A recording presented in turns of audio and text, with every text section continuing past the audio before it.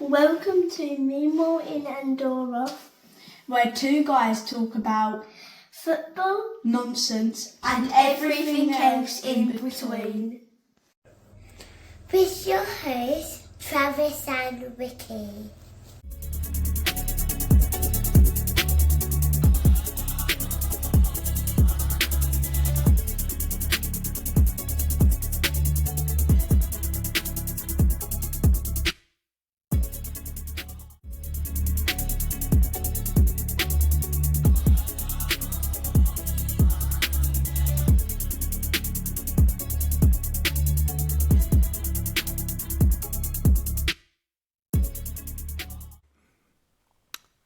Hey guys, I'm here. We don't have Ricky today. Ricky is expecting a child, so it's you're with your host Travis, and I have a special guest, our resident guest at the moment, Carlos of World Cup Fever. Welcome, Carlos. Thanks for coming back. Thank you, Travis, for the invitation again. I'm eager to talk about the history on the upcoming World Cup here with you. Yeah, and obviously we've got one of the topics we wanted to cover today was USA '94, and Carlos. I mean, you're a big fan of USA '94, like I am, right? I think that's one of the things we bonded over a long time ago. Yeah, probably. I remember watching almost everything from from Italy '90, Italia 90, but USA '94 I was 12. And I remember, that's the World Cup that I remember the most, I would say. Since from the previous months, weeks, the qualifiers, also the Panini album, until the final between Brazil and Italy, I think that is the World Cup that I remember the most. Yeah, for sure. And also because I was in the school, and the kick-off were always after the school time. France 98, I was still in the school, but I miss always the very first games of the day. And even I remember the semi-finals coming back home and missing the first goal from Croatia, for example. I always arrive at the beginning of the second half and I miss the goal from Zucker. But well, that means I missed maybe probably 2 games when I was in the school from France 98, just watching live the third. USA was not that case. Italy 90, it was Europe time, so I miss more. I remember watching the last one. Also the age, many details that made that USA 94 maybe the most memorable World Cup that every kid or teenager have in their life. Indeed, and you know what? On that, we're quite fortunate in Europe because obviously they try and amend kickoff times more for us. So this year, Ricky and I were saying we're not happy. The kickoff times aren't as good for us in Europe this year. But in USA '94, and I was 13, so I'm a year older than you, I think, and I was 13 in USA '94. The kickoff times are perfect for me because they were like, when you finish school, it was like 4 p.m. Then there was another one at is it 7 or 8 p.m. And then another one maybe sort of around about like midnight as well. You'd have a later one, sort of like 11, 12 p.m. So the kickoff times are great for me. And then if you look at like France 98 and Italia 90, the kickoff times, you did a couple of games that sort of like started a little bit earlier, sort of like 3 p.m. I remember rushing home for a game and you would have missed that in South America because that would have been bang in the middle of your day. But for us it was like the early or late afternoon games and then sort of like early evenings, Italia 90 and France 98. I just remember something because I think indeed some of the games were at school time from USA 94, but no more than one because I remember that one teacher let us watch Argentina against Greece. So from Peru, we were able to watch in the classroom Argentina against Greece. Because that was an afternoon game. I remember that, yeah. Yeah, that was... I remember watching it in the school and everyone celebrating the last goal from Maradona. Maradona. There. Yeah, No. Yeah, we'll touch on that in a bit as well. Got a bit of a running order for us both to kind of go through. Like I want to try and see if I can keep us on topic because I know we can both drift because this is, as I said, this is a great World Cup. Both of us, Yeah. one of our favourites. One of the things I was saying to Carlos in the sort of the pre-show when we were chatting was around sort of like just what the World Cup looked like. USA '94 reminds me a little bit of Mexico '86. It was bright. It was like Mexico 70 as well. It's very bright. Whereas if you look at World Cups like Italia 90, France 98, even Korea and Japan, a lot darker. Like just, I know that sounds silly, but like even that makes it a very different tournament. Do you know what I mean? When you look at it, you can just, it looks different. And that's like Yes, a benefit yes. of playing in like Central America or North America, like at that time of the year, right? Yeah, true. Yeah, I remember I was talking with a friend some time ago, not exactly about the World Cup, but about a Copa Libertadores game. Now, some years ago, 20 years ago, you don't have too many teams in the Copa Libertadores, and you were not able to watch every game on the TV. You were watching the games of the teams of your country. What means that every game from Copa Libertadores was at night. For me, it was like Champions League. You know, Champions League is at night. Yes, League midweek at is night. in the afternoon. And I Yes. saw a game from the qualification to the Libertadores Cup, and it was like at 3 p.m. from my country, from Peru. And I got the feeling this game doesn't feel like Copa Libertadores. 3 p.m., a lot of people that would have gone was not there because they were Yes, of working. course. The people still work until 5 p.m. or something like that. And it doesn't feel that. They changed the tradition just to fill out what the TV want. But for people like us, it doesn't feel like a game from Copa Libertadores doesn't feel like that. On the other side, a Europe World Cup, it feels more like European when you have more Darker. night games or when these quarterfinals are all at night, you know, or Even mostly things at like night. rain as well, like rain. It didn't really, I don't know, I'm sure there was a game in the rain. I can't think of a game in the rain in USA '94, but I'm sure there was a game Yeah, true. where it rained. Very true. But it's, you know, like...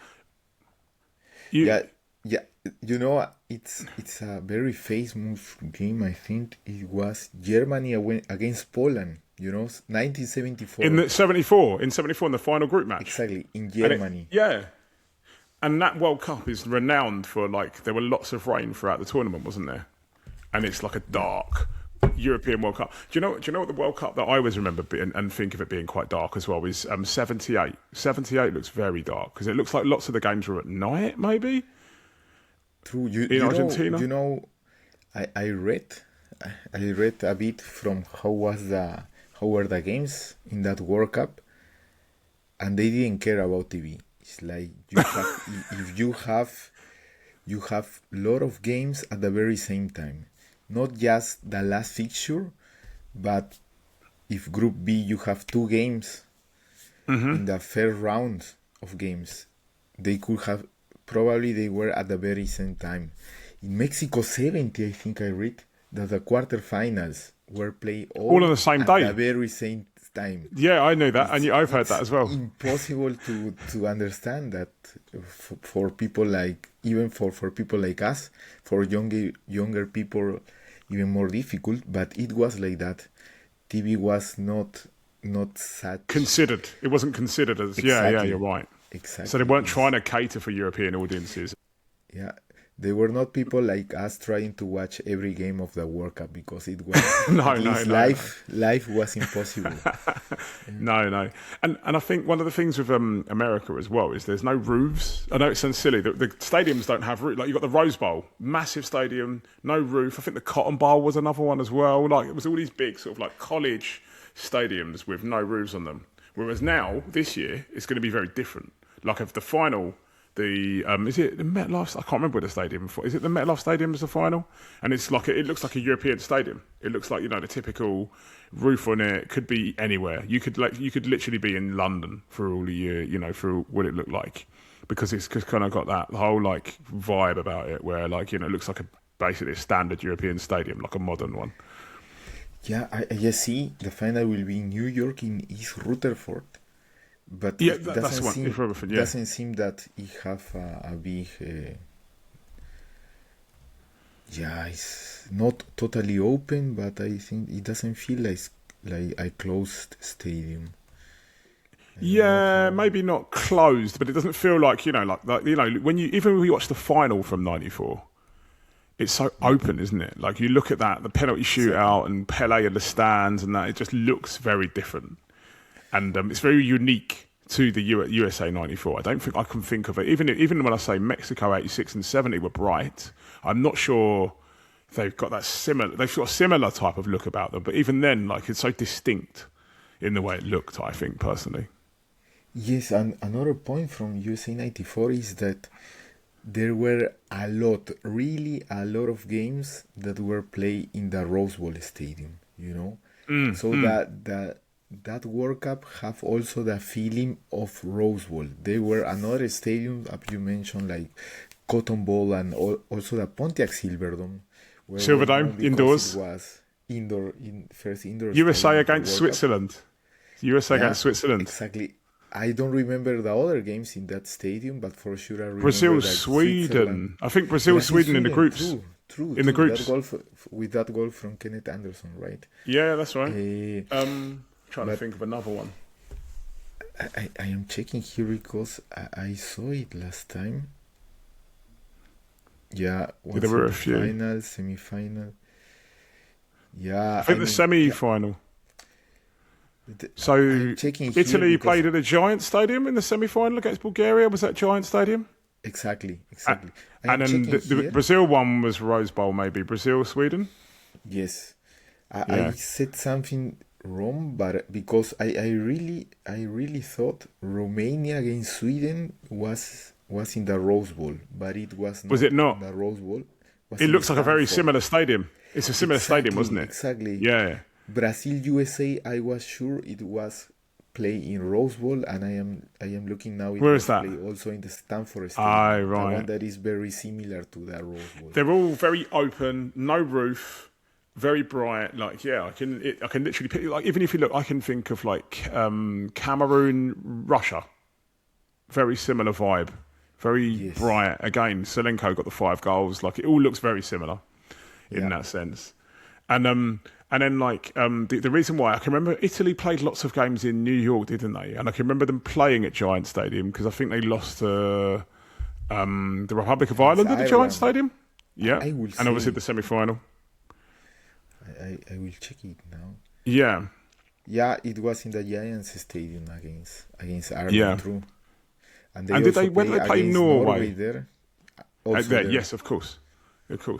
And that probably leads us on nicely to our next topic. And obviously there are lots of parallels between, obviously you had a World Cup in 94 in the USA. This year it's predominantly in the USA. Obviously you've got Mexico and Canada are co-hosts.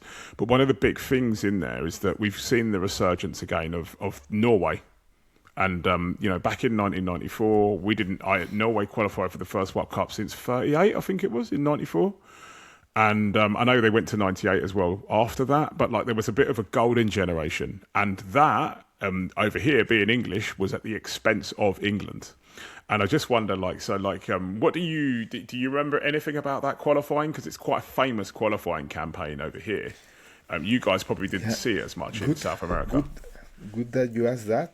After this point, I asked you another question from the qualifiers from South America because I wanted to know your point of view. But of course, so England was a team that I was eager to see at the World Cup. But at that time, the European qualifiers in South America was not easy or was almost impossible to watch. I don't remember any game. Yeah, I'm lying. I remember watching Spain against Denmark don't remember to qualify for USA '94. But I just read about what happened in that group that was topped by Norway. Second was Netherlands, then England.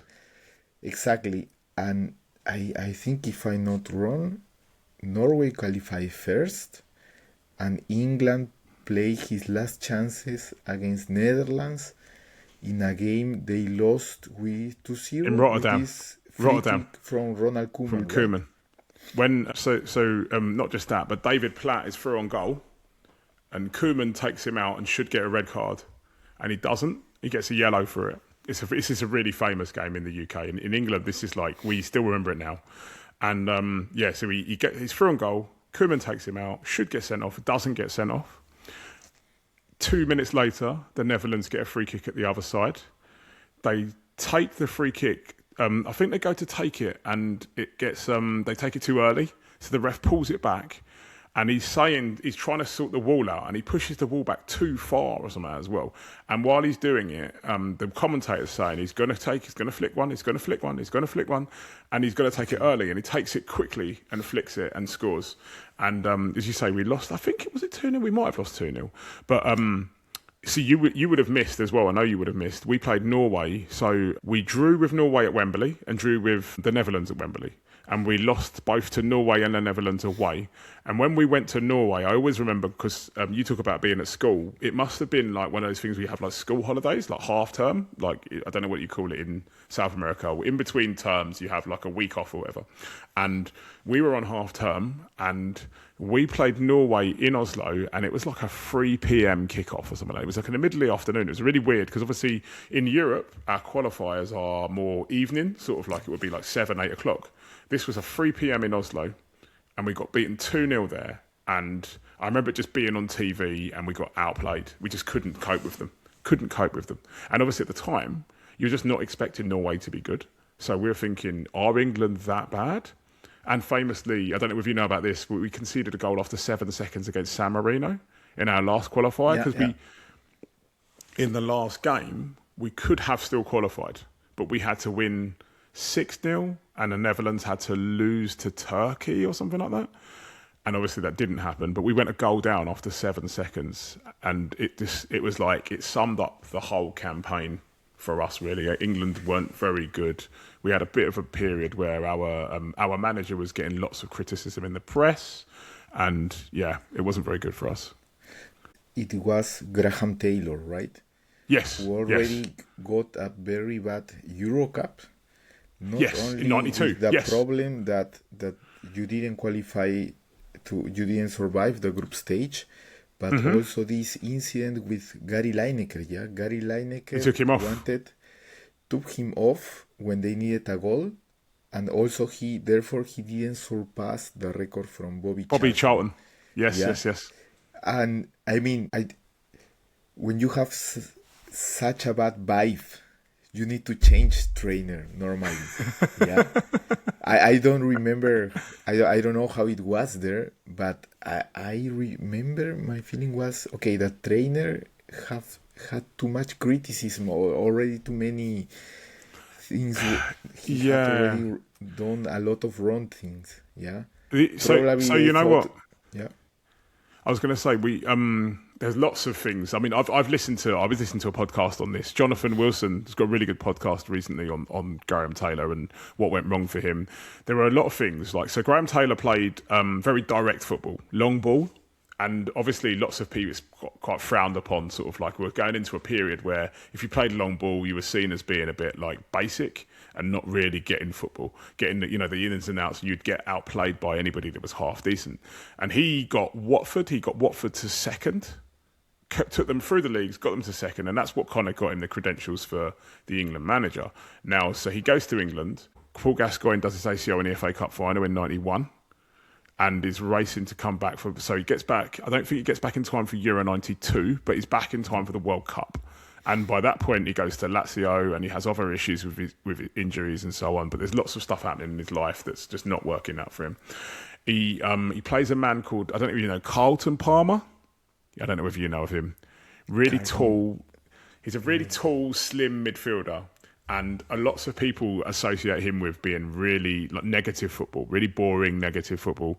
And as a result, Graham Taylor just made it didn't help.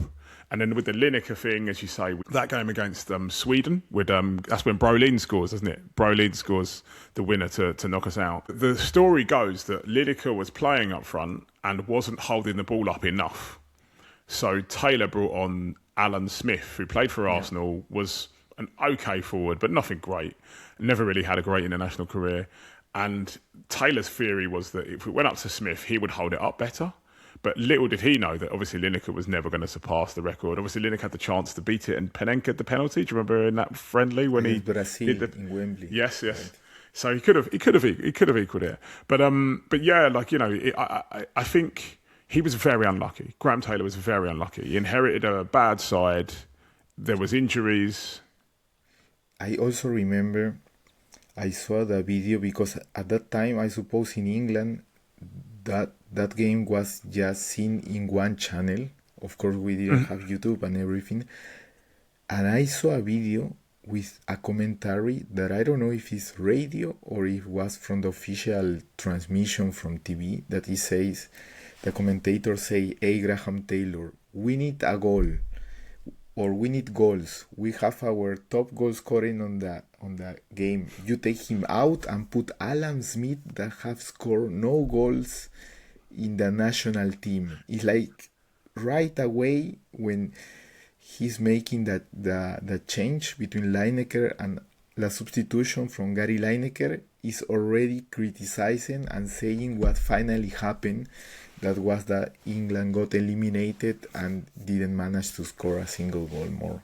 I mean, Euro 92 wasn't great for us anyway. We weren't very good. The tournament was quite low scoring as well. Probably didn't help him. Like there were so many factors that just made... It was like bad circumstances for Graham Taylor, I think, personally. And so you didn't manage to see many of the European qualifiers. Did you see... No, there was the... I remember, so we had, you know, Eurosport, the channel. I got cable in my country. The first thing that I watched in cable was the Champions League 1995-1996. I was so happy. Okay.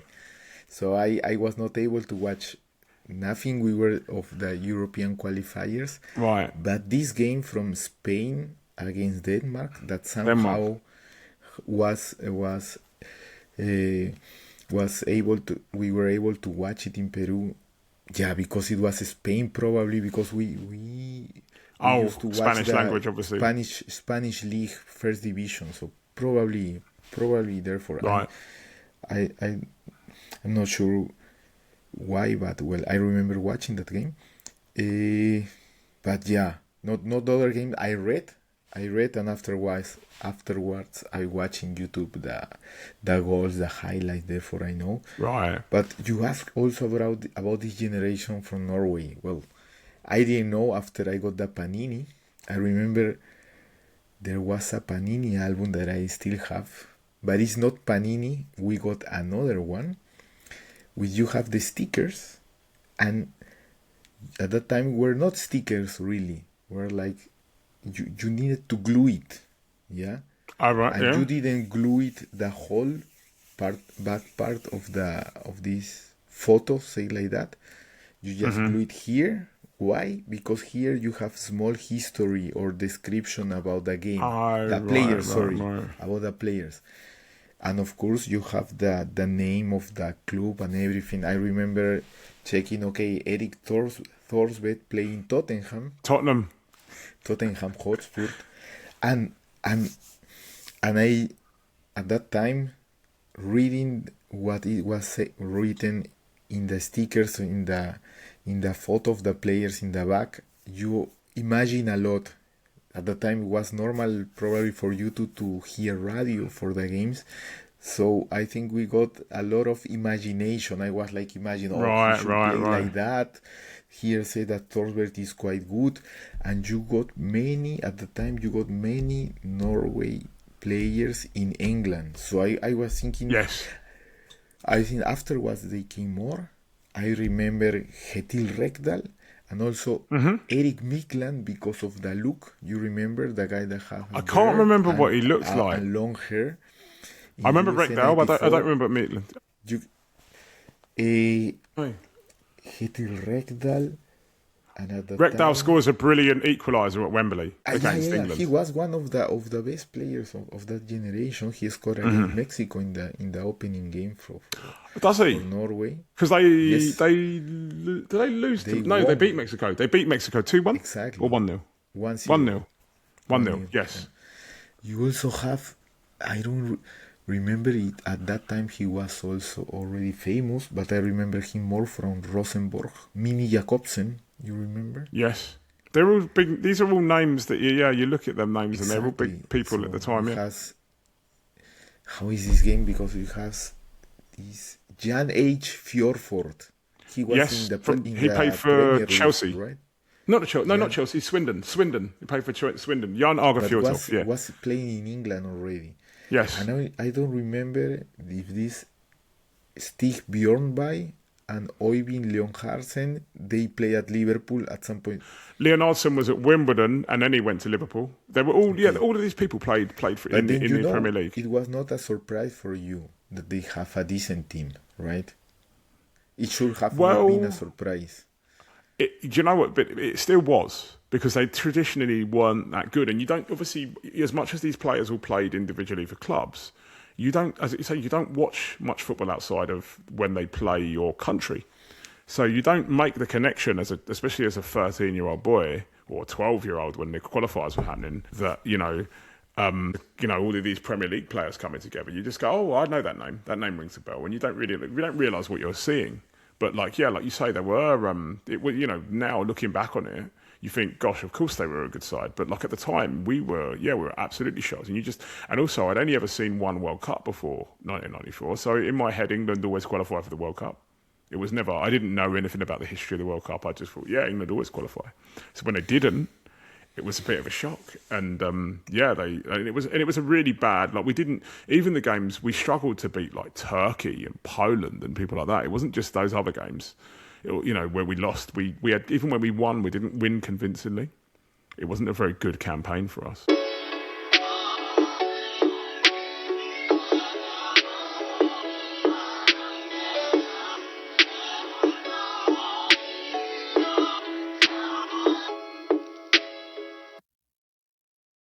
In the interest of moving us on, you talked a little bit about me seeing qualifiers in South America.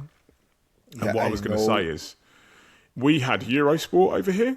And what Eurosport would do is every international break, they would show like these highlights programs where they showed you the qualifiers.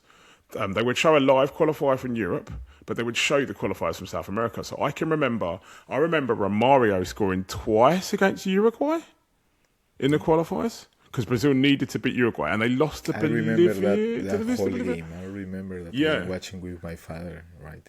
Yeah, so we got a bit of that. And that kind of leads us on to like the next points in my running order was probably Colombia. And I've got my Colombia shirt on today.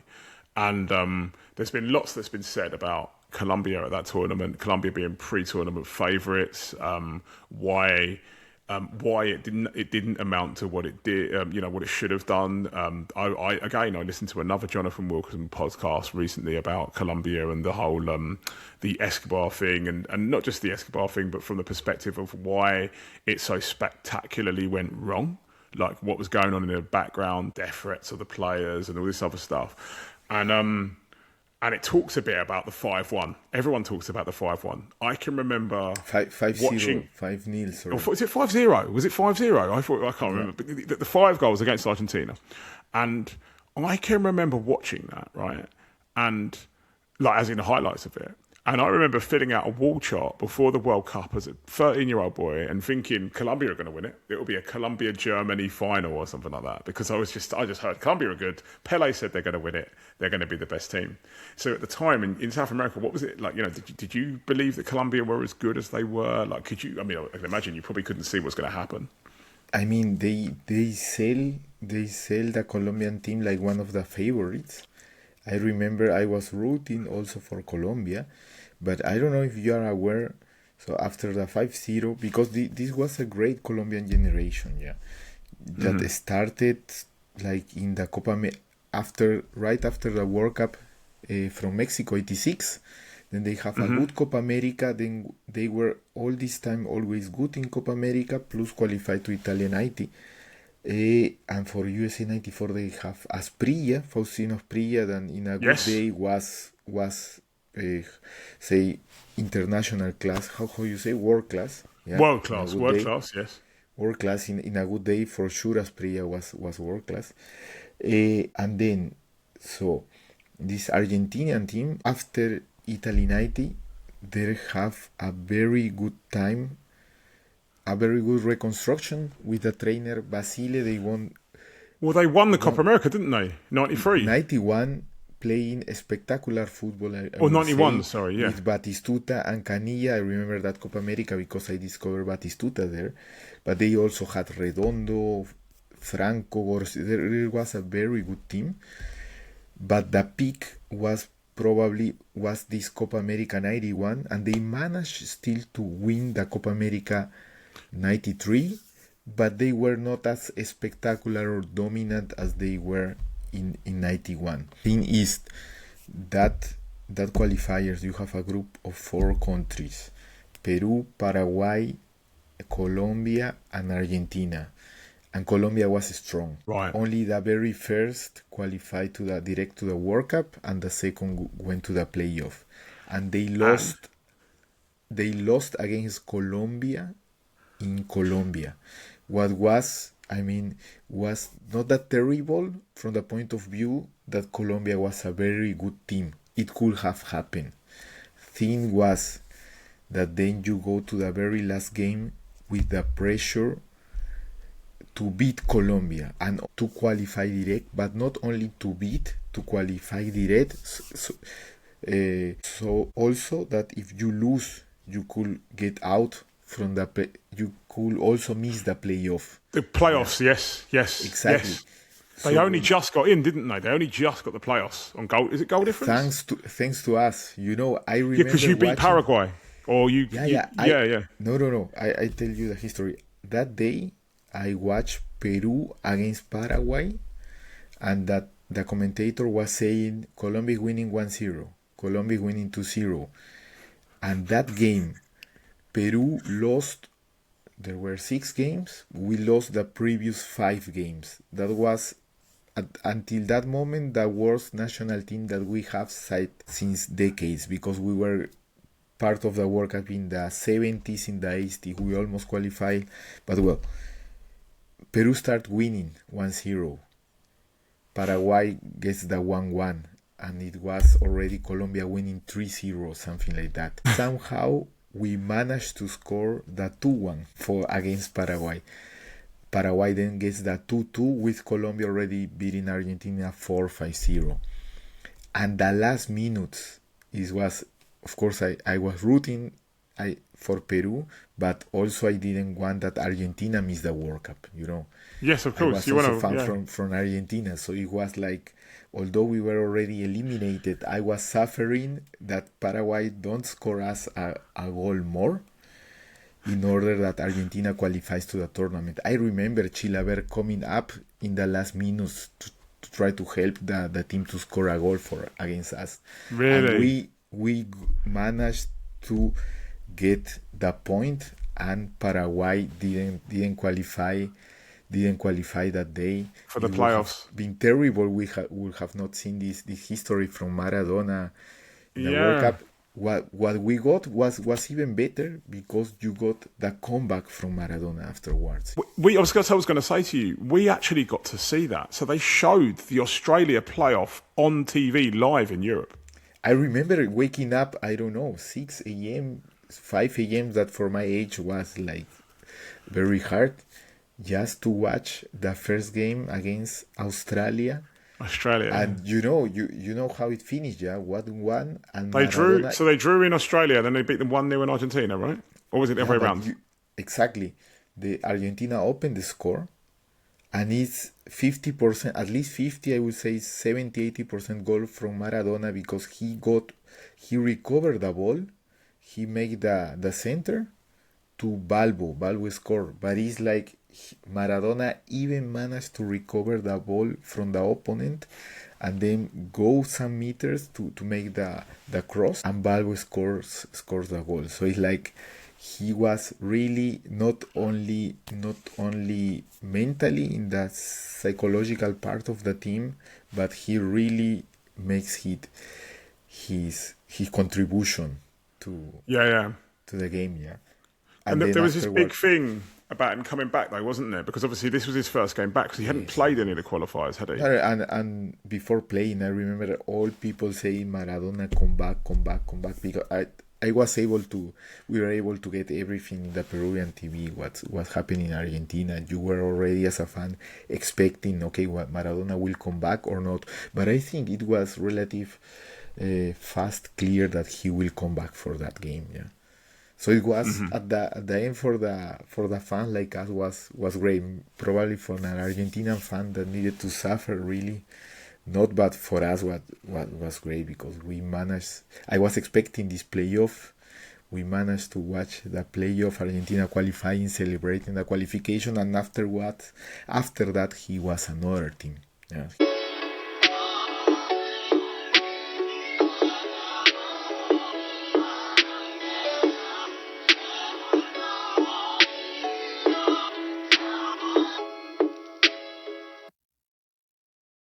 Moving on to the actual tournament itself, like if you want to, I mean, Colombia, I mean, probably mixed fortunes for, like you could almost say that Colombia obviously didn't perform as well as they'd done in the qualifiers, but did Argentina even perform better than they'd done in the qualifiers until Maradona was taken out of it? So like Colombia go, the first game they lose 3-1 to Romania when Hadji scores the goal.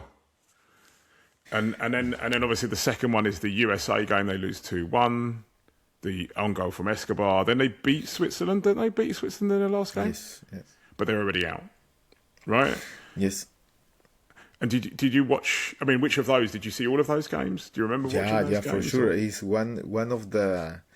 I still remember me that day watching the game is Colombia against Romania. I remember still me at home watching this, and there was a. It was quite late, wasn't it? Because in the UK, in the Europe, that was a 12 o'clock game in Europe on like a Saturday night. Yeah, I think. that was on a Saturday. I think I remember me. I was at home and I was happy to watch that game. I was expecting Colombia to win. I don't remember what I was thinking at that time, because I remember from Italy 90 knowing that Hadji was the Maradona of the Carpathians. Yeah, that Romania went to that 8 finals. But I was expecting Colombia to win, I remember. But I like it, Hadji, yeah? So I even celebrate that goal, because that goal is one of the greatest Such a good goal. Yeah. Of that tournament. And it's was like, whoa, yeah, I'm not Colombian, I wanted to win, but if you see that goal, those are the moments that you expect to watch at the World Cup, yeah? And that was, yeah, absolutely. That goal was incredible, yeah? But... That's the problem. That was the problem from Colombia. I mean, the expectations were so high, and at that time, normal people has no idea about the Romanian players. So you think, if you probably a football pundit at the time with enough information would have said Colombia is favorite, but it will not be a surprise. Such a big surprise if they lose against Romania, because Romania had Hadji, had Radu Choyu in AC Milan. Yeah, at that time Steaua Bucharest was still playing at the Champions League at the beginning. I mean, it would have not been that such a catastrophe or something. Yeah, but in South America was totally unexpected. Anyone knew? Even in Europe, didn't know nothing. Even in Europe, we didn't Romania. expect that. We absolutely didn't expect that. I'd say we didn't. And if I'm not wrong, after that game, the trainer had a problem with Faustino Asprilla, so they lost Asprilla, yeah. So one of your best players, yeah. And I remember they say, like, the drug cartels say, this player Barrabás Gómez can't play. Yes, that's right. And they were sending threats to them, saying if he plays, they'll kill them or something, or do something to his family or something. Something like that. So you as a player, the psychological part of the players, I cannot, yeah, for sure was not good. Yeah, for sure. At least you can say it was not good for Yeah. playing. So the pressure that they have that day against the US, who was already with a point, knowing they could make history if they beat Colombia, that they have Host already nation seen that as was well. a vulnerable Yeah. team. I mean, I think it was too much, especially the own goal and all this history, everything played against Colombia that day. I remember Colombia doing their best, and I think they could have, if they played that game 3-4 times more, probably they would have win it 2 or 3 times. Yeah, but that day it was not the day for Colombia for sure. Yeah. Yeah. I don't And remember then- the US being so dominant, but they have. No, I don't they think they scored were. the goals. I don't think they were. And then on the flip side of it, then you've got Argentina that go, and their first game, as you said already, is the Greece game that you watched at school. And Batistuta scores a hat-trick. Does he score a hat-trick against Greece? Yes. Yes. And then you've got the Maradona goal at the end of that. And then they have Nigeria, which is a really good game. I remember Argentina-Nigeria is a really good game because Nigeria take the my lead. favorite games of the Yeah. tournament. And Maradona sets up both goals from like quick free kicks, doesn't he? Not really. Just the second not that him? is the most remembered. That Wasn't the first one a bit? He sets up the first one as well, right? Batistuta shots very hard, and Peter Rufai can't have. Oh, he blocks it, can and keep then the ball. Caniggia comes in. Exactly. And But doesn't Maradona play the ball to Batistuta though? I'm pretty certain it's Maradona that plays it to. that's the second goal. Oh, right. In Okay. the second goal is Caniggia. He plays Caniggia, doesn't he? Exactly. Caniggia is somehow quick free kick. alone.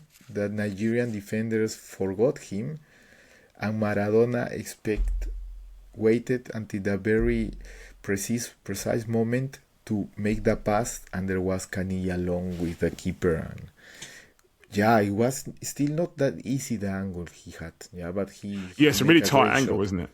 Yeah. But the I mean, keeper that- stays on his line.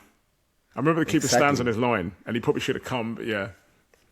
Yeah, it's difficult to say, because if he would have come out, I think Canilla would have done the same that he did against Tafarel in 1990, yeah. We'll go around him. Yeah, I mean, maybe. it would have been easy for Canilla, was a great player. Yeah. But he stays, and the decision from Canilla, how he shots the ball, and the curve it makes. I mean, it was not that easy. I think Rufai not necessarily did the wrong thing, considering it was Canilla, yeah. But so Yeah. Canilla had Great goal. enough resources to solve the situation. Great goal. And then that's it for them, isn't it, really? Because then obviously they play Bulgaria and lose to Bulgaria without Maradona. Yeah, but that game doesn't count. I mean, it was other World Cup. They even lose Canilla after 30 minutes, 25 minutes. Did or they? After, I can't remember that. At the end of the latest at the end of the first half, they lose Claudio Canilla. I then didn't remember that. You were playing without Maradona due to the doping, and without Claudio Canilla. That was, you're doing. Yeah. You cannot compete anymore without those players. And did Caniggia then play Romania then in the round of 16, or was he out? No. Oh, right. I don't remember that. Oh, okay. Fine, right. And then obviously they lose that one 3-2. But the game It's a was really good game. The good game. was Yeah, I remember good. that. It could have won Argentina also, but Batistuta missed some chances. It was a game that both had, I don't know how you say in English, but when you have from both teams End to end. attacks. End to end, it's called. End-to-end. End to end football. Probably Yeah. I don't know the statistics, but I will say that Argentina had more chances if you consider the shots to goal and everything, but it was not their day also. Yeah, and Yeah. I mean, I think Maradona had not only the aura, how All right, is it? yes, that's right. Yeah, Aura, that's the one. but also the luckiness that the great players Yes. always have, because there have been in football history so many great players that have bad luck in a moment, not necessarily something that they do, but their team do, that with a bit more luck, they will be considered much more or they're much bigger than they are now considered. And Maradona had both, yeah. Because how they beat Brazil in Italy In 1990. I knew you were going to say that. Also, Yugoslavia, Yugoslavia in 1990. On penalties. They missed two penalties in that shootout. And Goicoechea saved two. Or one. Did Maradona miss penalties? Goicoechea saved two. But Yugoslavia also shot one penalty. Yes, that's right. I remember it. Yeah. And I mean, yeah. So it was lucky enough Maradona to have a good goalkeeper that saved him after he missed the penalty. You know what happened. Baggio missed the last penalty. Even if he would have scored it, now everyone blames Baggio for the missed World Cup. But we all know. So we know if he would have scored, probably comes Bebeto, scores the goal, and and it's done anyway. Yeah, exactly. That's right. You're absolutely right because they were 2 up by that point. And if Argentina would have lost against Yugoslavia with this missed penalty from Maradona, it would have lost some of his reputation, say like that. Yeah. Also, I think they play against Italy good, but well, Maradona also was lucky enough. Apart from made his contribution for sure, was lucky enough to have this moment like Goicoechea saving the 2 penalties. Yeah. And without Maradona, Argentina was not lucky enough. I don't know. I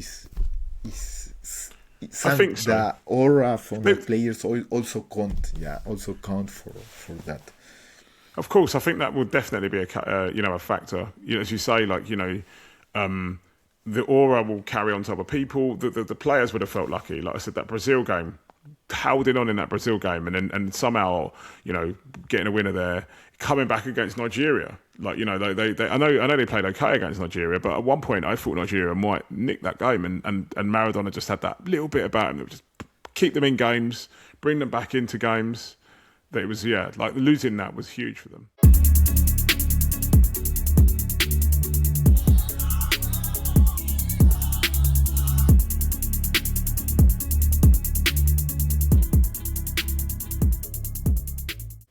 Next on our our whistle-stop tour of 1994 was the stuff around the Romanians and Nigeria and Bulgaria. It was definitely a tournament that had its shocks. I think we spoke previously about quarterfinals and World Cups having good quarterfinals, and that's what makes a good World Cup, right? When you have good quarterfinals. And if you think, with the exception of Nigeria that had a great tournament, Romania and Bulgaria both contributed to the tournament having great quarterfinals, right? Romania, Sweden was an excellent quarterfinal. I always remember the free kick from Brolin, the ball where they roll it into Zanetti, Brolin. 98. Yes, exactly the same free kick. Yeah, exactly. I mean that game from Romania against Sweden was great. For me, it was very sad because I was eager to watch Romania against Brazil. Yeah, that would have been good. Yeah, because. Yeah, I mean, Sweden just wait for Brazil. Yeah, just defend. They even got a red card, if I'm not wrong. But I think Romania had more, could have done more attack them a bit more. Could have attacked more against Brazil. But yeah, so maybe. Also Brazil against Netherlands was amazing, 3-2. Yes, game. The quarterfinal. Oh my God, what a quarterfinal! I actually missed that one. So you talk about where you were. I was at a birthday party. Went to a birthday party and I missed that quarterfinal because I was at the party. That game was fantastic. It was a Saturday afternoon, wasn't it? Saturday afternoon. Yes. Well, Saturday morning or mid-morning for you, maybe. Yeah, for afternoon. us was afternoon. Yeah. Yeah, really good game. And then obviously Bulgaria, Germany. Bulgaria, Germany, the surprise. Yeah. I remember at the beginning. This game I know that Germany will win. 1-0, and I remember after the Matthaus scores at the beginning of the second half, I thought, okay, it's done. It's done. Bulgaria cannot come back from this. Yeah, and it was a penalty as well because it wasn't. Was it a dive? It was a dive for the penalty, wasn't it? A dive for the penalty or something like that. I'm not sure. It was not that clear, I think. Yeah, I don't think it was an obvious penalty. That's the thing. So when it goes in, you think to yourself, "Oh, this is over now." I thought, okay, and somehow it come back. I remember celebrating that diving header from Jordan Lechkov. That was amazing. Yes. Oh my God. And the free kick as well. The Stoichkov free kick. From Stoikov, the 1-1. Oh. Yeah. Oh, that was a brilliant game. And then obviously Italy, Spain, and you missed. We were talking about my top. I've actually got the Spain top as well, the away kit from that game, was great, Italy Spain. It was a great game. Was it Tossotti gets sent off Tassotti. for elbowing Luis Enrique? From Luis Enrique. Yeah. Yeah. That game had everything, because did Italy finish with one player less? Because I remember Italy score with Dino Baggio, and afterward Spain dominate the game, but by far. Of course, like always, Italy keep the 0 until the middle of the second half. After that, I remember Spain deserving to win the game, attacking more, and they have this chance from Julio Salinas against Pagliuca that no one can explain how he missed it. Do you remember that chance or not? I don't remember that. I do not. I'm going to have to go back It's and very have a look at famous that. in Spain. I remember that. He was he had a defender behind him, but mainly he was alone against Pagliuca, and he shot it very bad. So Pagliuca comes out and he's like, he doesn't know what to do, and shot somehow the ball, and Pagliuca saved it with the foot. Yes. Oh, no way. And I'm gonna have to have a look on YouTube for that one. Yeah. Because then Spain was attacking, and therefore the goal from Baggio is from a counter-attack. Yeah, Counter from that. counter-attack in Is the it from minute that same 92. move? No. It's not, because Alright. that move was a counter-attack from Spain, if I am not wrong. Yeah. But if you say to a trainer now, you lose the game with a counter-attack after that was a corner kick. But if you cannot lose a game from a counter-attack when you are tying the game in a quarterfinals of the World Cup in the minute 88 or 89, I'm not sure. Yeah. But for us as fans, was amazing. Yeah, you remember that goal from Italy? Yeah, I think Signori. Yeah, I remember the goal. Yeah, I can remember that one. I remember waiting that ball from Baggio crosses the line, because I don't know which Abelardo or someone was very Just trying to get back and get rid of it. Was Yeah, very close to save it. Yeah, and Yeah, that's the I thing. do remember So when I watched that goal, I think Baggio really wanted to put the ball, because it was not easy. He took out Subizarreta, and he was a bit wide, yeah, and you had a defender. I think he really wanted, he mean it what he do. How to Yeah, cross the definitely. ball. He was not that he just shot the ball. Okay, there is no one there, it will enter somehow. So he was such a genius that he saw the defender coming back, and he thought, okay, I need to shot in this way that the defender cannot We'll go manage past to- it. Yeah, absolutely. Yeah, I remember. You're absolutely right. It's very deliberate. Yeah, no, it's great. Yeah, And on obviously on the subject of Baggio, obviously everyone always talks about the penalty miss. I mean, I was thinking about this earlier. He has a quiet group stage, doesn't he? He kind of comes to life in the knockout rounds, is Baggio, if Exactly. you think about it. Because obviously he gets subbed against Norway when Pagliuca gets sent off, doesn't he? He's the one that Saki takes off. Obviously they lose to Ireland. And it's the Nigeria game is when he comes to life, isn't it? They're losing to Nigeria. He scores the penalty, and then he gets the game with goal in extra time. And then from then on, he the just doesn't look back. penalty was in extra time. Oh, sorry. scores, The he equaliser from the edge of the box. Exactly. And then the penalty. And that equalizer, the same as I mentioned for the goal as Spain, is not that spectacular, Right in the corner. that goal. It's right in the corner, isn't it? Exactly. He really meant that. It's not just a shot. He really meant that. It's not spectacular, but if you watch it and you consider his He body, just rolls it. It's so in the corner. Yeah. how can you shot so good in the very last minute when it was everything, or you score or you go eliminated, and he managed to shoot to make a shot like that. That's what I mentioned. It's not that spectacular at first sight, but if you see what he done in slow motion or something like that, you will realize how good or how great was that goal. Yeah. And then the Bulgaria game, I remember thinking, and you know what I didn't realise until, again, I watched this again recently.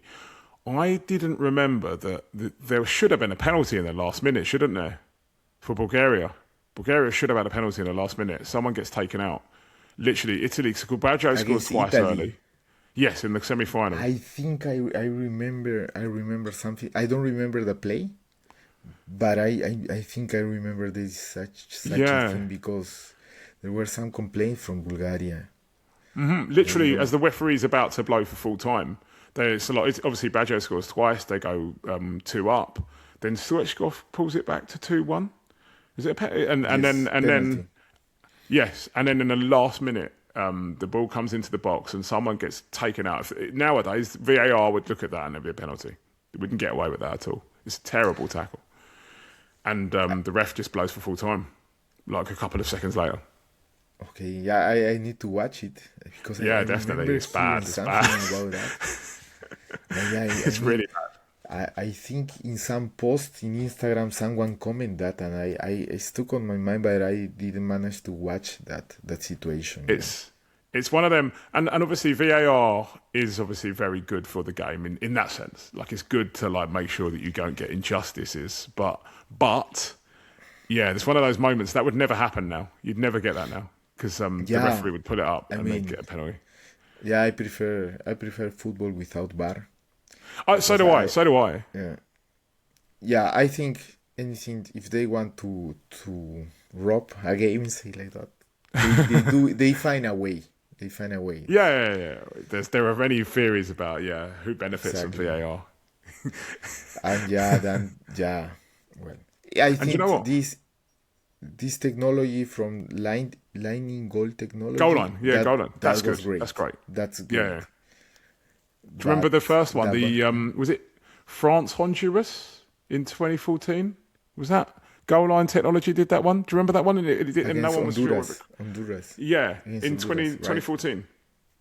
And Benzema France scored that goal, right? Yes, and goal line technology. They had to use it for that. The goalkeeper complaining about that, trying to say that technology was wrong. I think at that time people still didn't believe that technology could be so exact or precise. Yeah. And have you seen the one Liverpool-Manchester City? When Manchester City won the league and they went to Anfield, and I think Aymeric Laporte clears the ball off the line. And if you look at it, it looks like it's gone in. And goal line technology, they've done the thing where they show it, and they can change the camera angle. And if you look at it, it's like that much of it is on the line. It's so close to being over, and he just clears it. And I mean, 10 years ago, that would have been just given a goal. Yeah, I mean, also Japan against Germany. No, Japan against Spain. The goal that sent out Germany. Yeah, that knocked Germany out in 2022. Yeah. 2022. Yeah. I mean, corner. It should have been a corner, I still have a German friend that say goal kick. It was a rope. That it wasn't out. The ball was out. He showed me some photos that you think, okay, it's out, but it's... I mean, you can't tell. That technology is good. I agree that's with good. that technology. But because that's not down to interpretation, is it? That's just, is it over the line? Is it not over the line? It's when you're using technology and then making a decision off the back of the technology, you might as well just not have the technology. Yeah, the thing is, if we consider that the referee do their best, if they see a situation, you also need to feel the situation, because in slow motion and everything, you lose a lot from the context. You know what I mean? Because football is not mathematics or something like that. It's like you also need this feeling about the context, the situation, how strong you see maybe. I mean, it's not perfect, but I prefer that decision with the feeling of the referee considering all the context what he was watching, than the other with slow motion that you are really losing a lot of context, or it's not that easy to say it was something was intentional or not when you see in slow motion. You can say the ball touches the hand or not, Yes. but it's not so. The rule is also not so direct. Yeah, I don't like consider a it. couple of things more. Yeah, I don't like handballs when they do the hand, like you say, the hand goes up and the ball touches the hand, and in slow motion it looks deliberate, and you're like, well, yeah, but if you watch it in real time, the defender didn't have a chance to do anything about it. I watched the Exactly. goal, Athletic Bilbao against Levante 2 days ago, and Unai Simon saved the penalty, but the penalty, Uriah goes like that, and the guy hits it at him from it's so close to him, he can't do anything about it. And the referee Yeah, watches it, and he gives, and you're like, that is not like that's the sort of thing that 10, 15 years ago wouldn't be given, and it would be good it wasn't given. I think the referees tend to choose the safest Yes, of shows, course. because people, you have thousand or a lot of people watching it, and most of them have no idea. They just see, hey, look, the ball was on the hand, and they didn't say that it was penalty, so they rob us. So I think that the referee thinks, okay, I think not, but I will get less hate if I say yes, it was a penalty because the ball was on the hand. And it's like, yeah, that's what I don't like. Yeah, But I'm with you on that. And to move back towards the World Cup, though, so that second semi-final, the big thing that I would say is, and you probably watched the second semi-final, and again, this is the problem with the European experience versus the South American experience. That second semi-final, Brazil-Sweden, was at midnight in the UK. And it was a weekday, because obviously semi-finals are always on like a Wednesday or a Tuesday. So I missed it. I couldn't watch the second semi-final because I had to go to bed because I was only 13.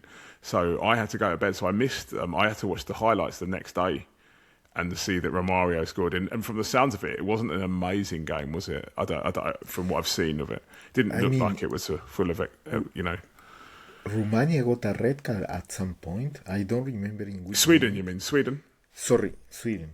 Yeah. And I remember, okay, it's like, or Brazil get a goal, or you go to penalty kicks. And it was the minutes were going, and Brazil was not able to get a goal. They got one or two really big chances. I think there was a post, and there was one that Romario would have normally scored, but somehow he missed it. Because, yeah, he managed to take out Ravelli. And then on the other side from Baggio checked to shot, and that the defender doesn't save it. Romario thought, okay, it's in, and shot not so strong, and then a defender from Sweden managed to save Oh, it. he comes back and, okay. Exactly. Then also Massinho had a chance. But yeah, the feeling was, or Brazil score, or it will be penalty shootouts. You don't see any chance for Sweden to score. They didn't have, I think they didn't have any real chance to score that day. But yeah. Brazil scored in the 12 minutes before the end. So it was at some point, it was like getting interesting because, in penalties. When you see the reaction, the celebration looks a bit of relief. It's kind of like a relief celebration, like from Romario. And is it Bebeto that goes to hug him? I can't remember who hugs him because it's a header, isn't it? It's a header, and he puts his hands in the air. It's a header, like that. And that goal. I mean, they say I saw some Brazilian reel or something like that. They say how underrated is that. I don't know if that goal, because it's a good goal, but the cross from Jorginho, because Romario is less than 1.70 m, 68, 66. He's not tall. Yeah. I'm not sure. And he was between two Sweden defenders, more than 1.80 m for sure. And Jorginho managed to put the cross in the head of Romario. Of course, Romario did his job, but the cross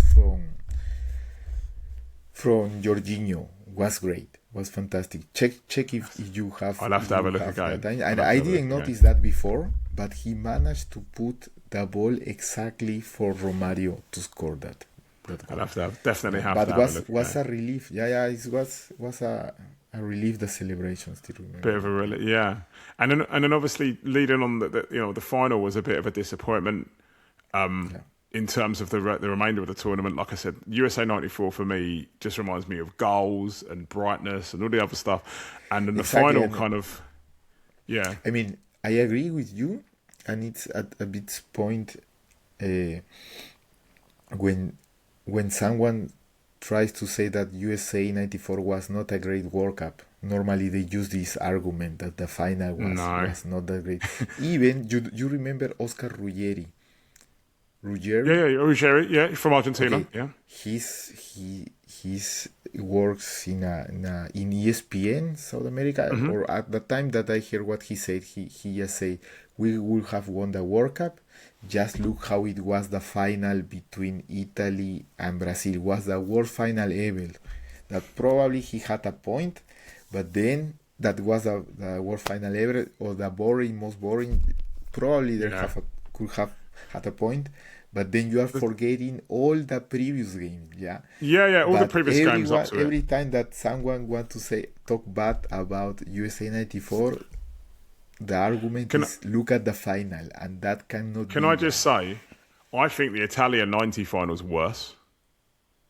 I think the final for Italia '90 is worse. It's so bad. It's just lots of like arguing with the referee, arguing with each other, the game being spoilt. As an Argentinian and Maradona fan, yeah, I can say to you, probably if you were a neutral fan, yes. But since I was expecting, okay, Argentina must go to penalty shootouts, and then Goicoechea will save 2 or 3 penalties, and Argentina will win a game, will win the trophy. Right. I was just like with. Oh, okay. Is that It what was you were not hoping boring for? for me. For me, it was not boring at all. Yeah, but No, I didn't like for that. a neutral fan, I can understand that argument. Yeah, but it No, I didn't depends like of that. your point of view. Therefore, I understand what the Argentinian people say there. For there were neutral fans, they have no interest anymore, and you have a final that was the very first with penalty I think shootout. Yeah, Yeah, I think because with USA '90, the two things I remember the ball hitting the post. Well, Pagliuca kisses the post when he drops the ball when it hits the post and rolls across the line. And I also remember Viola coming on for Brazil yeah. in and playing really well. That's the only time I've ever seen him ever in any football match. I don't even know who he played for, but I remember Viola coming on and I playing mean, really well. he was an idol in Corinthians. He played in Corinthians, but he didn't have too much more opportunities at the national team. There is another memorable moment, say it like that Romario He misses has a a big chance. chance, a Yes, huge chance that I am sure that if Italy would have won the penalty shootout, people will be still saying to remember that. Romario until today, how did you miss that chance? And that's the thing from luckiness, that you need to be great, because although everyone forgot that Romario missed that chance, that was, I think that you or me should have scored that goal. Yeah, I you don't remember remember it. it. I remember his reaction, but I can't remember what happened. Yeah, it was a That's what very I'm saying. easy. It was a very easy goal to do. But yeah, I mean, people don't remember it because Brazil won because the World because Cup. they won in the end. And I always remember Pele in the stands as well. In Yeah, his celebrating. obviously as celebrating each penalty as they went in. And interestingly, I said this to Ricky on the last episode. I've been doing this thing where if I'm a bit bored and I've got some time on my hands, I don't know if you've seen, I go on ChatGPT and ask it to ask me some questions about something in the World Cup, just if I've got nothing to do. And it asked me the other day. It said to me, "Who scored the winning penalty in the 1994 World Cup?" And I said Dunga. And it said, "No, you're wrong." And I said, "Well, it was Dunga. Dunga got the last one that scored. He was the last one to score, and then Baggio missed his." And I can't remember who it said, but it said that it basically argued that the first penalty that's supposed to be scored was the winning one. But I said that couldn't be the winning one because it wasn't the one that, it was the one that put Brazil ahead, yes, but it wasn't the one that that won the thing. Because I can't really remember. I remember Massaro misses and Baresi misses as well. Yes, yes. But I don't, Both. and obviously Baggio. I don't remember who missed Brazil's penalty. Marcio Santos, if I am not wrong. There you go. There you go. There's little bits of detail. See, you beat me on that one. But yeah, and obviously, it's shame for such a good tournament to end on a penalty shootout. But it was, Yeah. I'd argue that it was still, that doesn't take away from the fact that it was a great World Cup. Yeah, I mean, I asked me how it will be the legacy from Bayo if they would have not be this penalty shootout. Yeah, who knows? Because I mean, not only if Italy would have won, but if Italy would have lost without Bayo missing that penalty. Yeah, because you know what happened after that to Bayo. Yeah, after that, so he was unlucky with trainers. I don't know why. But So 1 year after, '96, he doesn't play, does he? Euro '96, does he play? yeah, but yeah. So 1 year after, once he stays in Juventus until 1995. Why? Because Lippi said the only player that we cannot sell is Del Piero. So Baggio went to Milan. For the Euro '96, there was an attempt to send out Arrigo Sacchi from the trainer, but they say it was led from Baggio. I think Baggio talked with the Italian Federation to take him out. It was not successful. Then Arrigo Sacchi said, "Okay, Baggio doesn't play with me anymore." That was Euro '96. He was not particularly great in AC Milan and went to Bologna. But therefore, it took a while until Cesare Maldini called him back from the qualifiers. For 98. 98. But at the time, Baggio was around 30, I think. And He's older than, yeah. Very great season with Bologna. So he didn't have any argument not to call Baggio back. Yeah. But at least he didn't want to play him together with Del Piero. You remember, that they didn't play a single. So together. Did they not? Was it Vieri instead? Did they play Vieri instead with him? It was Vieri.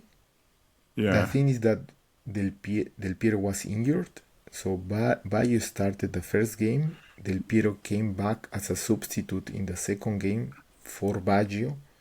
Right. Then Del Piero was the starter, and when Baggio came to play, it was always instead of Del Piero, or Del Piero was not anymore on the pitch. And then was Trapattoni the trainer, and Baggio had bad luck with Marcello Lippi in Inter also. Yeah, maybe the history. Then he went to Brescia and was unlucky with injuries, and somehow it's quite old Trapattoni didn't want to take him. Who knows which was the real reason? Because there were, I suppose for sure, there were not football reasons, but probably something else. Maybe, yes. Maybe in an alternate world, Baggio takes that final by the scruff of his neck. Maybe, and Italy managed to win it. You never know. And you're right. And it's kind of like a sad end to someone that was probably the best player of the 1990s. If you think about it, early 1990s, you'd argue that Baggio was the best player. When I do some polls about Italian footballers, is considered by far. He beats by far Del Piero, Totti, everyone. So. But is that because it was he did it for the national team, and everybody gets behind that, right? I don't think so. I mean, you mean that more people watch what he did for the national team? Well, I mean, everyone. The national. It's because if you think of, sorry, I'm just going to say, so Totti is a great player, right? But if you're a Lazio fan, you probably don't say Totti's a great player, right? Del Piero is a great player, but if you're an Inter fan, you probably don't say Del Piero is a great player, right? If you're talking about Baggio, you're talking about someone that did it for the national team. So everybody has fond memories of Baggio doing good things for them. Do you see what I mean? As opposed to at his club. And obviously he did well for his club as well, but not to the same level. I mean, the thing with the clubs, I think he did amazing things, especially when you see not only the highlight, but in Inter Milan, in Internazionale, he played not that much, and he had very good moments. Look the goal he scored against Real Madrid in the Champions League. Yeah, they are fantastic, but they didn't qualify. They didn't go through. Anyway, he did exactly. a lot of things that didn't finish with trophies. Yeah. Yes, that's what I mean. He had great seasons in Bologna. He wins a at the time Coppa UEFA. Italia. Oh, UEFA Cup, sorry. UEFA Cup, yeah. UEFA Cup. Yeah, leading Juventus in 1992, 1993, I think. Therefore, he wins the Ballon d'Or. Yeah. So he managed to win that, but at that time, I mean, I don't remember in how many times he win the Serie A, to be honest. But Does he? he have great moments in the teams also. But he didn't win the Champions League. Yeah. Yeah, he doesn't win the Champions League. Is he not at Juve? No, he isn't at Juve when they win it, is he? When they beat Ajax in the final with Ravanelli. No, there was Dortmund in the final. So they beat Dortmund in the final, and then they lose to Ajax in the final. Yeah, sorry. The year after. I mean, I think probably the lowest point of his career was in AC Milan with Capello. Yeah, it doesn't really do much. Anyway, there, the numbers he had are decent. Yeah, but yeah, definitely. Milan finished 7. I don't know, out of everything that was a disaster from an AC Milan team at that time. And then internationally, he did more because the trainer didn't want. You know this history, yeah, that with Lippi, they needed to play a playoff against Parma to qualify for the Champions League. Right. And Baggio was not playing like, I don't know, most of the season he didn't play. He was not playing the last game. He had so many injuries that Lippi needed to play Baggio that day. And it was like this. If Inter qualifies to the Champions League, Lippi stay and Baggio needed to leave. Yeah. So for Baggio would have been better if he wanted to stay in Internazionale. Yeah. Internazionale would have not. He needs that Inter didn't beat Parma. How was the result of that game? 3-1 for Inter. 2 great goals from Baggio. Fantastic goals. He was the best player of the game that game by far. And he needed to leave next year. I don't remember it at all. I have seen some reels about it. There is. So he was. Therefore, he didn't did more in Inter because the trainer didn't let him. But if you watch the highlight, they are great goals in the Champions League. They are great moments. Yeah. Fair enough. As well. Internazionale at that time was also not the best team from Italy, although they have Ronaldo. No. You have Milan and Juve, sorry, are the teams in the 90s, aren't they? And then in Brescia, what he made with Brescia Calcio. It's unmatchable, yeah. It's like no, it does very well.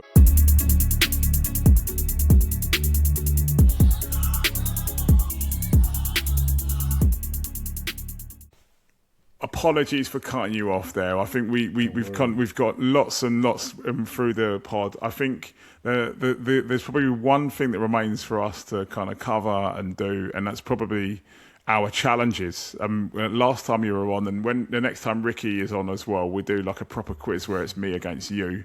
But I know you wanted to come back and sort of redeem yourself. I've not forgotten my Guillermo Stabile moment from last time. But we talked a little bit about having sort of like a question each. Have you got a question for me? A trivia question? I got 2 questions. Two questions. I've got one. One is at the easy moment. level. One is easy level, and one is expert or very hard level. Let's see which one you get. Okay. Go on then. How many minutes play Marco Echeverri at the World Cup? That's easy one. Oh, is that easy? I know he got sent off, didn't he, in the first game against Germany, and he comes on did he come on as a sub as well? Yes. Comes on as a sub, gets sent off. So he misses the second game. I'm going to say 40. Don't know. I don't know. I really don't know. I will have accept an approximation, but in my mind, it was 3 minutes. If Was you it have free? say Did he not less play the than last 5 game? minutes, no, Did he not play the last game? No, yeah, because it was he didn't get a yellow card before the red one. So he was banned for 2. Exactly. One of the saddest histories because Echeverry was fantastic, one of my favorite players. Another day we can talk about it, but No way. 3 minutes.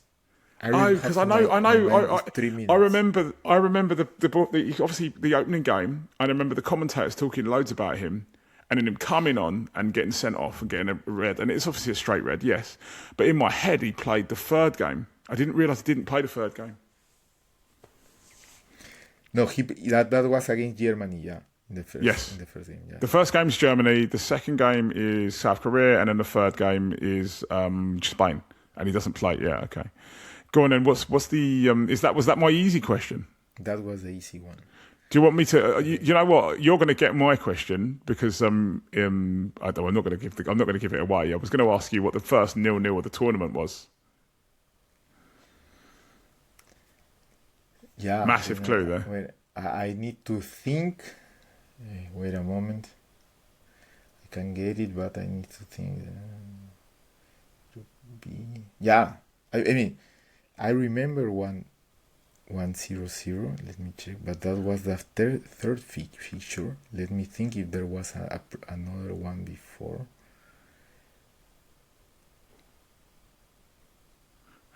You're going to prove me wrong now if you're saying it's the third one. I mean, Group D, Ireland was Group E because Ireland tied 0-0 with Norway. But in the group from Bolivia, that it was Group C, was Bolivia against South Korea. That was the second fixture. Yeah, it was Bolivia against South Korea. It was Bolivia, South Korea. And I thought you'd get it because of the Echeverry story. But very, very good deductions. Because as you say, Northern Ireland against Norway was their last game, wasn't it? It was the one. And that's why Norway don't qualify, isn't it? Because of goals scored. Exactly. Go on. I haven't got another one goal. Yeah. I haven't got another question for you, but I'm intrigued as to what was my other question. The one that you said. You know for sure which record makes Salenko that in that tournament, yeah? Yes, of course. 5 goals in a game against Cameroon. But he has another record considering all the World Cups, yeah, that he's the only player to have done that. There is no other player, take out the 5 goals, but he's the only player to have been something. Is he the only player? History. Is he the only player to have been the top scorer that hasn't gotten out of the group stage?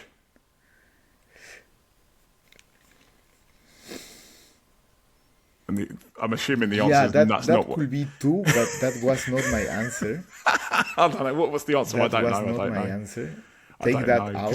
There is another. He only scored one other goal, right? Go on. There is another thing that considering all the World Cups, so from youth level to senior, he's the only one. Go on. I don't know. Go on. You tell me. He's the only that have been the top goal scorer at a youth World Cup and also at a senior World Cup. Wow, I did not know that. Never knew that. I was never going to get that. 89, I don't know, 89, 87 or something like that. He was the top goal scorer playing for Soviet Union. No way. And he also managed to be the top goal scorer together with Stoichkov, but anyway, he was the top goal scorer of a senior. Good trivia. Great trivia. I'm going to use that on someone. I'm going to use that on my son. That's a funny, a nice fact, yeah. Yeah, great fact. Well, Carlos, we have run vastly over. It's been absolutely brilliant talking to you about USA '94. I think there's plenty. I definitely want to get you back on again very soon. I want to talk to you, and we haven't even touched on it, but I want to talk to you, obviously, through the lens of this World Cup about Ecuador and Brazil and some of the guys in South America. I don't know. I know obviously you live in Europe now, but I just want your opinions. I think we should definitely do another episode where we talk a little bit about sort of like South America, who you think might do well this year in South America, who might not do so well. I've got my own theories about that, but it has been absolutely brilliant to get you on. And can you for the listeners out there, you want to plug your Instagram channel and the stuff you do in that space? Do you want to? So when I say plug, I mean let's see, in English idioms. Do you want to advertise your Instagram and tell everybody what your Instagram channel is for those that don't know? Yeah, it's World Cup Fever TV. I have two, World Cup Fever TV and World Cup Fever Carlos. Yeah, is the right pronunciation in English? Absolutely, absolutely. Fever, yeah. They find are me like absolutely. that. They're brilliant. As you know, that's how we met, and I've been following you, and we've been talking on Instagram and Facebook and not Facebook on Twitter for probably about 5-6 years now, maybe even longer.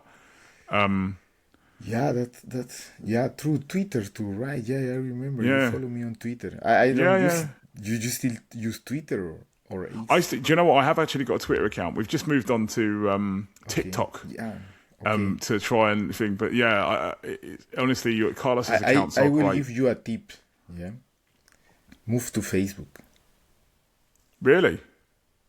Yeah, in Facebook, that people that like to talk, so all football or football for the 90s and 2000s is full of persons there, people there. Maybe we'll go to Facebook too then. We'll branch out the empire. It takes a while, of course, until you get the views, but with reels and everything. But there is a lot of audience for all World Cup. Okay, we'll do that. Football. We'll do that. Well, I'll give it a go. But Carlos, as I said, thank you very much for coming on. We definitely get you back on again. Hopefully Ricky can make an appearance at some point too. I'm hoping Ricky's baby has been safely delivered. And thank you again. And thank you to you, Travis, for the invitation again. And we are talking again soon. Brilliant. Yeah. Bye-bye. Bye-bye. Ciao.